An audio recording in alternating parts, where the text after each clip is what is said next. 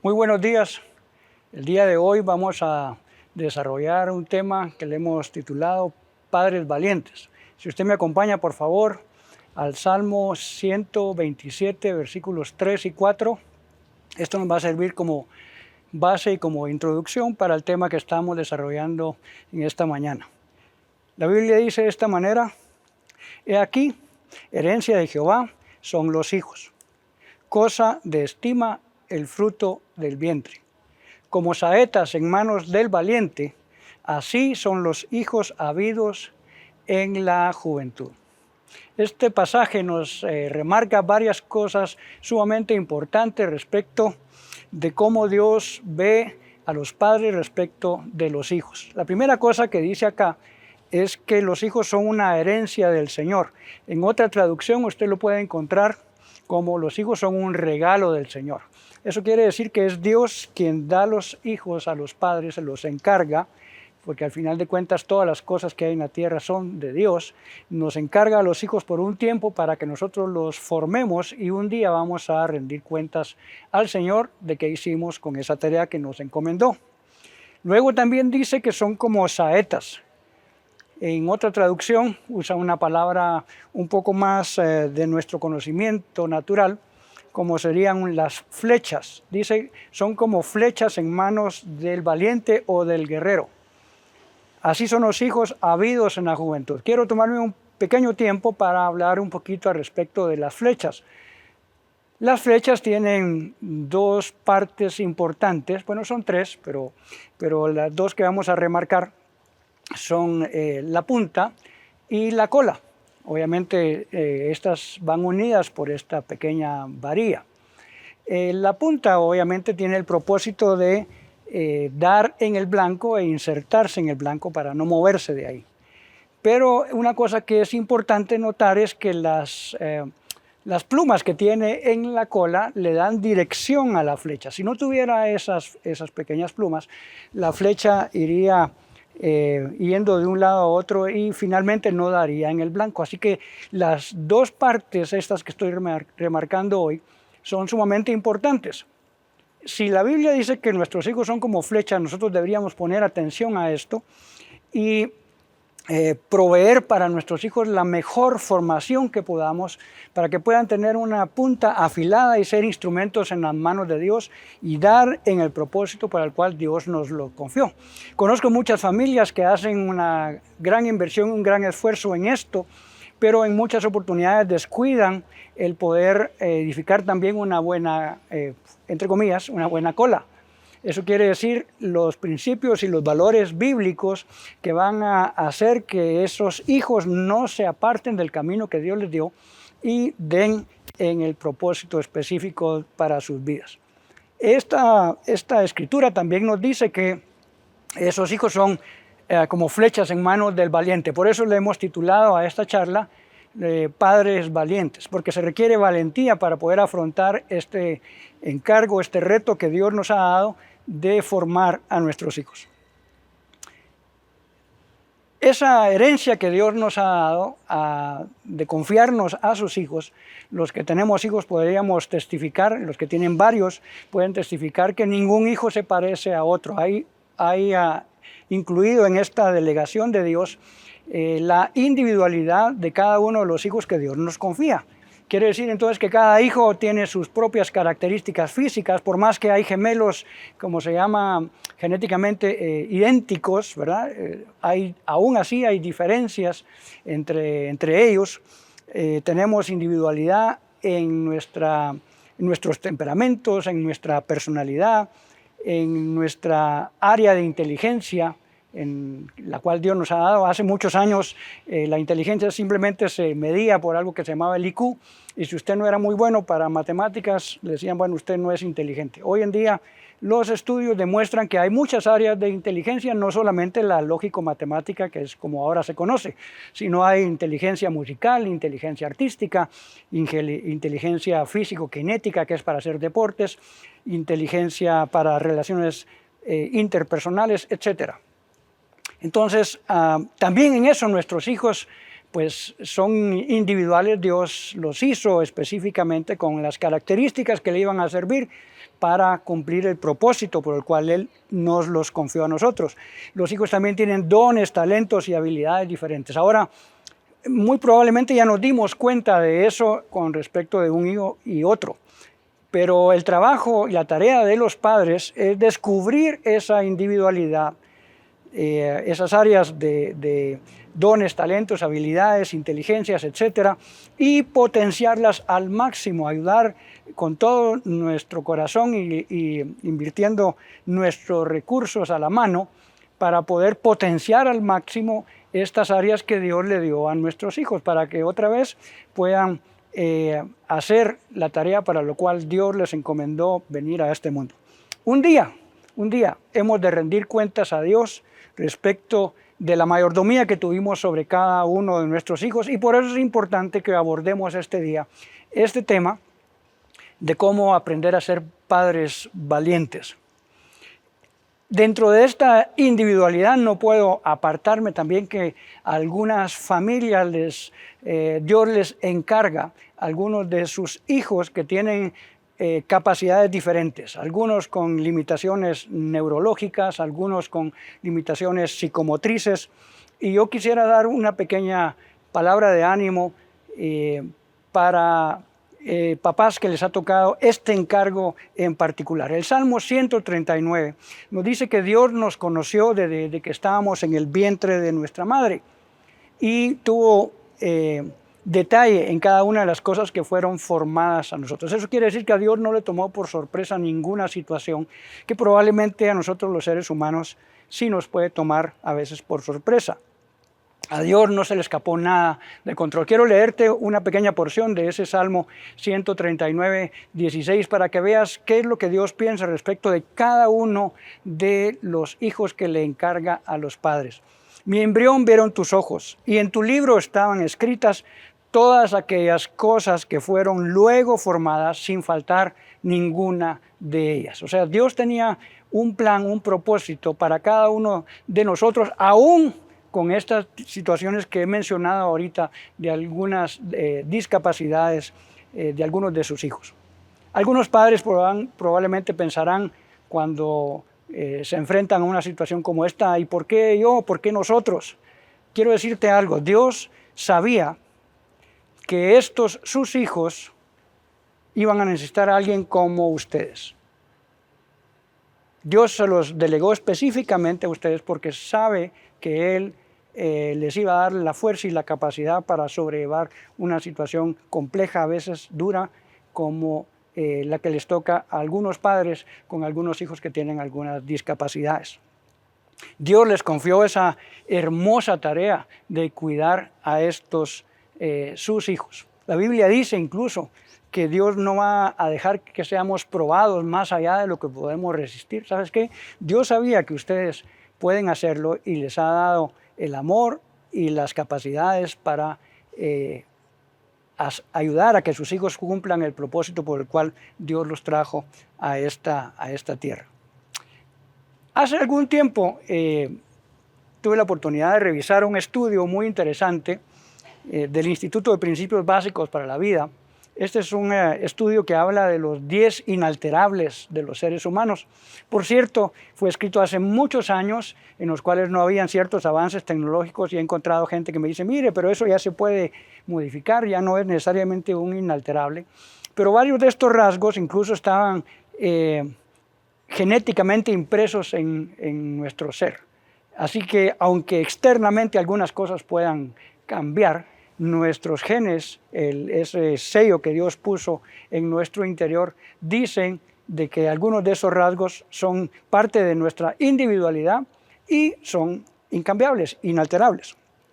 Uno de esos rasgos, no voy a hablar de todos hoy, pero uno de esos rasgos tenía que ver con que nosotros no podemos escoger a nuestros padres. Simplemente Dios los escogió. Dios sabía quiénes son los padres que nosotros íbamos a necesitar y Dios nos asignó nuestros padres. Recuerde que nosotros como seres humanos somos espíritus eternos. Existíamos antes y Dios nos envió a esta tierra, nos dio unos padres terrenales nos dio la oportunidad de conocer a Jesucristo o de rechazarlo, y esa decisión va a ser trascendente para el resto de nuestra eternidad. Los seres humanos somos espíritus eternos. Nuestro cuerpo pues obviamente va a quedar acá cuando muramos y se va a volver polvo, al polvo va a volver a regresar. Pensando en este inalterable, me vino a la mente justamente que nosotros como padres ahora tampoco podemos necesariamente escoger a nuestros hijos. Es Dios quien les da esas características de individualidad, todos esos detalles de diferencia entre una persona y otra. Es Dios quien los pone en cada una de sus creaciones. Por más que ahora hayan en algunos países ya algunas leyes que permiten que los hijos se divorcien de los padres. Estaba leyendo un artículo en 1992, fue el primer caso en los Estados Unidos donde un hijo se divorcia de sus padres y el juez lo avala. Claro, a mí me parece eso una aberración jurídica porque hay ciertos ámbitos donde el gobierno puede estar y otros ámbitos que le toca a la familia administrar. Y creo que en esa parte pues se sentó un muy mal precedente. Pero por eso decía que algunas personas me dicen, mire, pero ahora incluso si a usted no le gustan sus padres, usted se puede divorciar de eso. Bueno, está bien, no vamos a ahondar mucho hoy en este tema, pero ninguno de nosotros tuvo la oportunidad, por mucho que nuestros hijos fueran genéticamente diseñados con ingeniería genética como hay ahora, ¿verdad? Usted lo quiere con ojos azules, lo quiere con el pelo no sé cómo y de tal altura. Por más que en algunas características físicas usted pudiera pedir algunos gustos, como se está haciendo ahora con ingeniería genética, ya la parte individual de cada uno de ellos, el alma y el espíritu, solamente lo da Dios. Ahora, sí hay algo que todos los hijos tienen en común, tenemos en común, no solo los hijos que yo tuve, sino yo como hijo también, tenemos en común, y quiero darle alguna pauta de lo que la Biblia dice. La Biblia dice que todos los seres humanos nos hemos desviado. Todos los seres humanos tenemos una naturaleza caída. Resultado del pecado original, de allá de Adán y de Eva. Y por eso es que algunas escrituras como estos salmos que le voy a leer muy rápidamente nos dicen que nos hemos desviado incluso desde el vientre de nuestra madre. Salmo 51:5. He aquí en maldad he sido formado y en pecado me concibió mi madre. No porque la mamá fuera una mujer de mala vida, simplemente porque el pecado mora en los seres humanos y solamente a través de Jesucristo podemos realmente ser limpios y cambiados a una nueva naturaleza. Salmo 58:3, en la Nueva Versión Internacional, dice: los malvados se pervierten desde que nacen, desde el vientre materno se desvían los mentirosos. Todos los seres humanos tenemos algo en común. Tenemos una naturaleza pecaminosa que necesita de un Salvador. Estamos separados de Dios y tenemos la rebeldía ligada a nuestro corazón. Parte de la tarea por la cual Dios le encarga a sus hijos, a nosotros los padres, es para que colaboremos con que esa naturaleza caída sea cambiada por una nueva naturaleza que solamente Jesucristo puede dar. Formar a los hijos es entonces seguir pautas bíblicas, enseñanzas y principios bíblicos en cuanto a la crianza de los niños, y luego, ¿sabe qué? Orar para que alcancen gracia delante del Señor. Nosotros hacemos una parte y Dios hace otra parte. Por cierto, cuando estaba preparando esta charla, me recordé que hace poco me pidieron preparar una charla que se titulaba Intercediendo por nuestros hijos en una de las iglesias Verbo. Y mientras preparaba ese material, Dios me repitió varias veces una oración que se quedó en mi mente y se las compartí a estos hermanos, y hoy quiero compartírsela también, porque es importante para saber cuál es la tarea que tenemos como padres.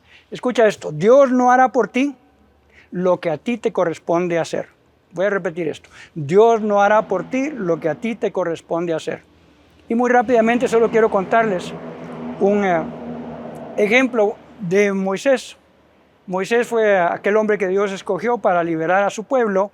Dios le da una vara y le da autoridad para ir a hablar con el faraón y liberar al pueblo.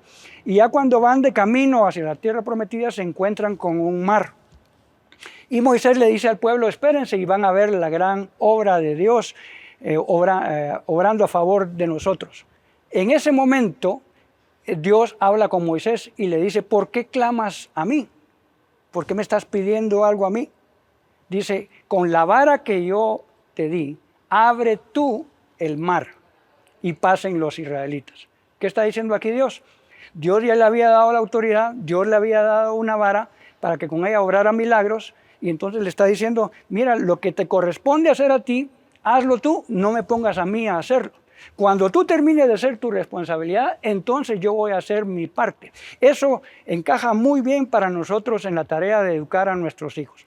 Si nosotros no hemos seguido las pautas bíblicas de formación de nuestros hijos, no querramos después ir delante del Señor a pedirle que Dios haga algo que nosotros no hicimos bien. Nosotros debemos hacer nuestra parte y luego orar para que Dios haga la suya. Y Dios, que es amplio en misericordia, atraerá a nuestros hijos a su presencia.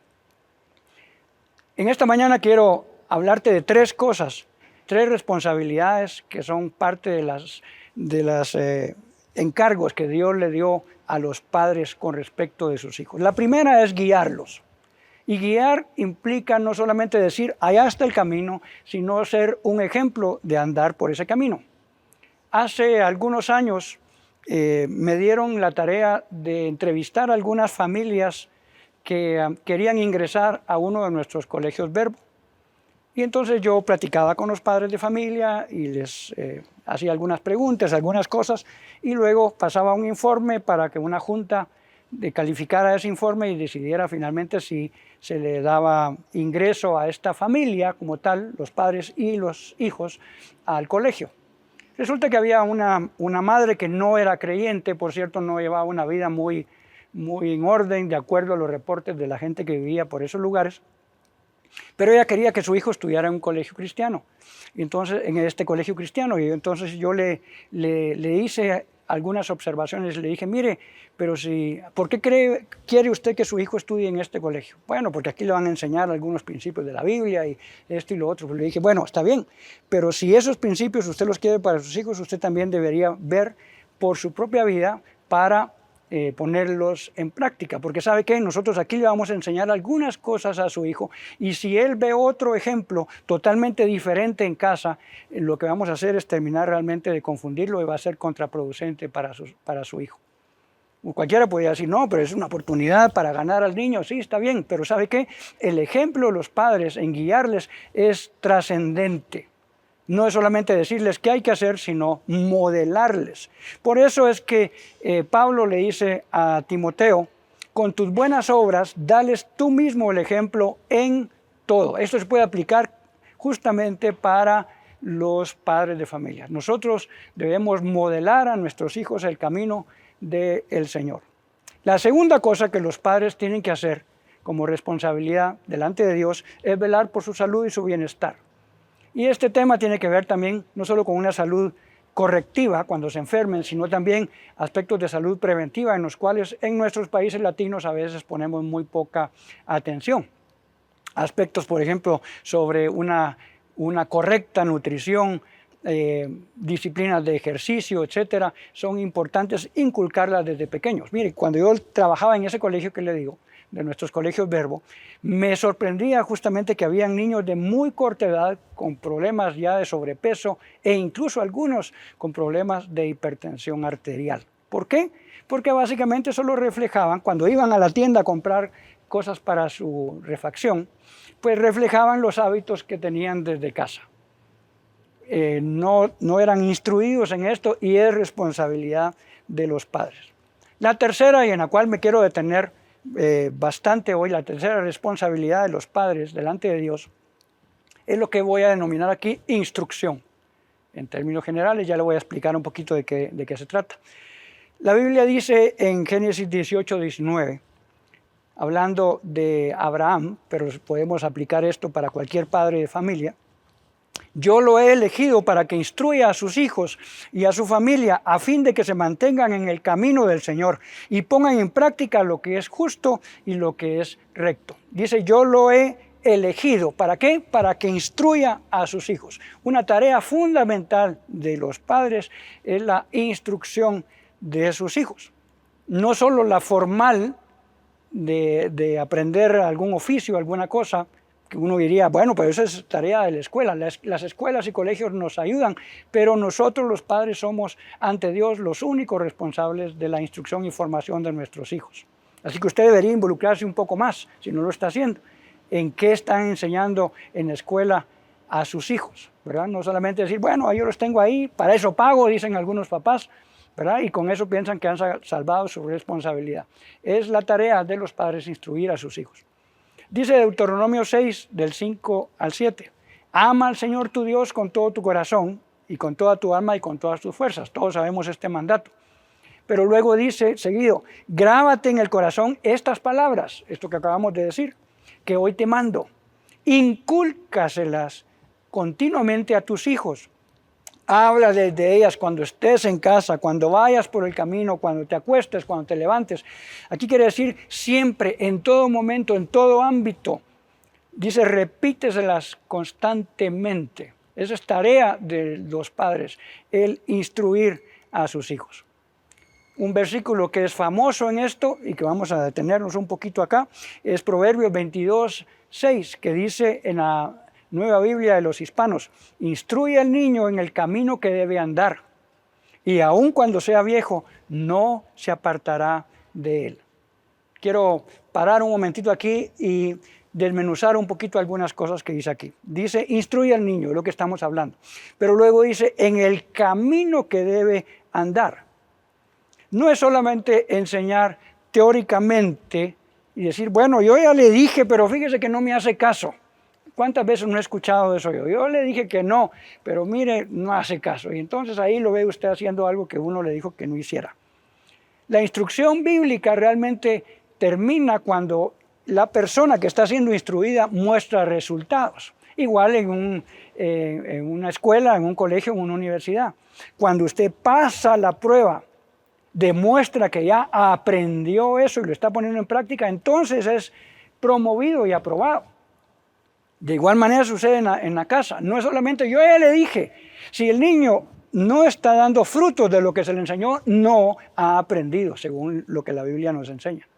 Entonces, es una tarea importante de los padres la parte de la instrucción. Ahora dice aquí, instrúyelo en el camino que debe andar. Fíjese que la palabra hebrea que se usa acá tiene que ver con un tutor, pero no un tutor, una persona como normalmente lo conocemos ahora, sino que piense, por ejemplo, usted siembra una planta que es una enredadera y usted le pone una pequeña guía, una malla o algo donde usted quiere que esa enredadera vaya creciendo. Entonces usted la amarra con algunas cuerdas o con un alambrito para que la enredadera vaya agarrando por donde usted le está diciendo que agarre. Eso es literalmente cuando dice instruye en el camino que debe andar. O sea, no es, bueno, cada niño agarra su propio camino. Eso he escuchado también de algunos padres. Eso no es bíblico. La Biblia dice que hay un camino que es estrecho y que lleva a la vida, y hay un camino ancho por el cual todos quieren andar, pero ese dice la Biblia que lleva a la perdición y a la muerte. Entonces nosotros debiéramos estrecharle. De hecho, la palabra ahí significa, en ese camino, significa hacer estrecho el camino, hacer angosto, que agarren por donde realmente sus padres le están instruyendo. Entonces sí es una tarea de valientes, porque no es simplemente, bueno, yo ya le dije y él no quiere usted, ¿verdad? Recuerda que al final de cuentas el tomar un camino u otro va a tener una trascendencia eterna. Quiero mencionar al respecto de instruir un libro que hace muchos años leí, y este libro se llama Lo que la Biblia enseña en cuanto a la educación de los niños. Lo escribió Richard Fugate.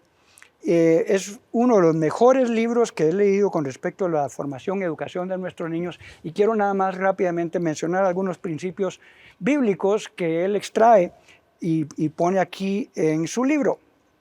Él dice que la instrucción de los hijos tiene dos etapas. Una que es la parte que él llama de control y la otra que llama de enseñanza. La etapa de control es de los 0 a los 12 años y la etapa de enseñanza de los 12 a los 18 años cuando pasa a su etapa madura. En la primera etapa, en la etapa de control, básicamente los papás deben decirle a los hijos qué es lo que hay que hacer. Y si preguntan por qué, la respuesta debe ser porque papá y mamá dicen. En ese momento no nos vamos a poner a explicar y argumentar con un niño muy pequeño que no va a entender incluso probablemente la respuesta que le demos. Ellos necesitan saber qué es lo que tienen que hacer y necesitan entender que son sus padres la autoridad que Dios puso sobre él. Pero después, en la otra etapa, en la etapa de enseñanza, los jóvenes necesitan saber ya no solo qué, sino deben saber y quieren saber el por qué o el para qué. Así que hablemos un poquito de la etapa esa de control. Todo niño de 0 a 12 años necesita aprender a respetar y obedecer a sus padres, que son la autoridad que Dios ha puesto sobre ellos. Dije respetar y obedecer. ¿Sabe por qué es importante que usted como padre llegue a establecer que sus hijos puedan respetarlo y obedecerle? Porque solo se aprende de aquel a quien se respeta.